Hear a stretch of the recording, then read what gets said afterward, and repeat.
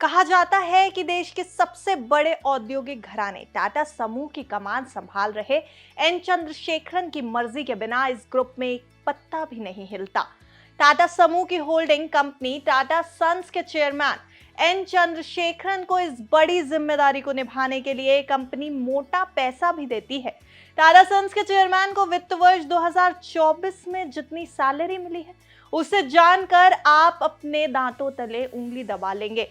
नमस्कार, आप देख रहे हैं बिस्तक। मैं हूं आपके साथ अर्निमा द्विवेदी। तो एन चंद्रशेखरन को FY24 में मिली है 135 करोड़ रुपए की सैलरी, जिसमें उनके भत्ते और वेतन दोनों ही शामिल हैं।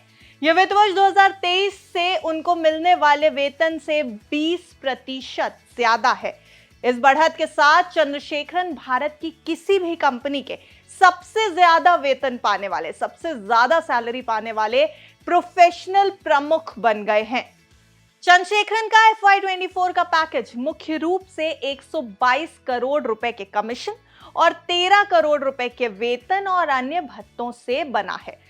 चंद्रशेखरन ने FY24 में 6 सूचीबद्ध ऑपरेटिंग कंपनियों यानी TCS, IHCL, Tata steel, Tata power, Tata consumer और टाटा केमिकल्स के गैर कार्यकारी निदेशक के रूप में 17 लाख रुपए की सिटिंग फीस भी प्राप्त की है और इन कंपनियों के 168 करोड़ रुपए के शेयरों के चंद्रशेखरन मालिक भी हैं। दिग्गज आईटी कंपनी विप्रो के पूर्व CEO थियरी डेलापोर्ट को भी फाइनेंशियल ईयर 2024 में 167 करोड़ रुपए मिले, लेकिन उनके मुआवजे में एक महत्वपूर्ण राशि में सेवरेंस पैकेज और स्टॉक ऑप्शन भी मौजूद था।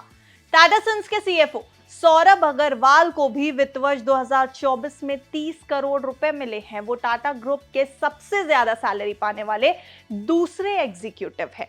उनकी कमाई TCS, टाटा स्टील और IHCL के प्रमुखों से भी ज्यादा रही है। टाटा ग्रुप की अन्य फर्म्स के बारे में बात की जाए तो वहां के CEO जैसे टाटा पावर के प्रवीर सिन्हा और टाटा कंज्यूमर प्रोडक्ट्स के सुनील डिसूजा ने FY24 में इन दोनों ने ही 10-10 करोड़ रुपए कमाए हैं, जबकि टाटा केमिकल्स के आर मुकुंदन ने इसी दौरान 8 करोड़ रुपए प्राप्त किए। कई CEOs के पास उन टाटा कंपनियों के शेयर भी हैं जिन्हें वो चलाते हैं। लेकिन अब ये बात आती है कि आखिर ये भारी भरकम सैलरी बांटने के पीछे की कहानी क्या है? कंपनी कैसे अपने एग्जीक्यूटिव्स को इतना भारी अमाउंट सैलरी के रूप में दे रही है? चलिए इसको भी समझते हैं। दरअसल वित्त वर्ष 2023-24 में टाटा सन्स की टोटल रेवेन्यू में 25% की बढ़त हुई है और ये 43,893 करोड़ रुपए हो गई।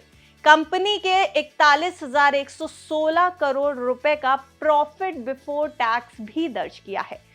कंपनी के एक्सेप्शनल आइटम्स की बात की जाए तो उनमें 1,303 करोड़ 35 लाख रुपए के खर्च शामिल थे, जो मुख्य रूप से टाटा टेली सर्विसेज और उसकी subsidiary company Tata Teleservices Maharashtra द्वारा टेलीकॉम डिपार्टमेंट को एडजस्टेड ग्रॉस रेवेन्यू देनदारियों के लिए प्रावधानों के कारण दिए गए थे। होल्डिंग फर्म ने 34,653 करोड़ 98 लाख रुपए का प्रॉफिट आफ्टर टैक्स भी दर्ज किया, जो पिछले साल के मुकाबले 57% ज्यादा है।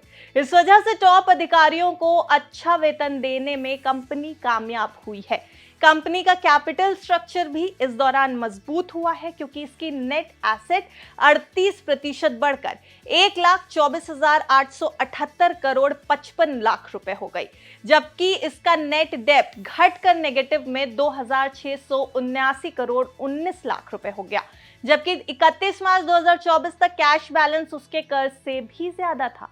तो कुल मिलाकर मामला ये है कि टाटा सन्स के चेयरमैन एन चंद्रशेखरन की सैलरी में कारोबारी साल 2024 में 20% का इजाफा हुआ है और इसकी वजह रही है कंपनी के घाटे में आई कमी। और इसी कारण कंपनी अपने बाकी एग्जीक्यूटिव्स को भी करोड़ों रुपए की सैलरी देने में कामयाब भी हुई है। तो क्या ये जो घाटे में आई कमी है ये आगे भी बरकरार रहेगी? कंपनी इसी तरह मुनाफे में आगे बढ़ोतरी करती रहेगी?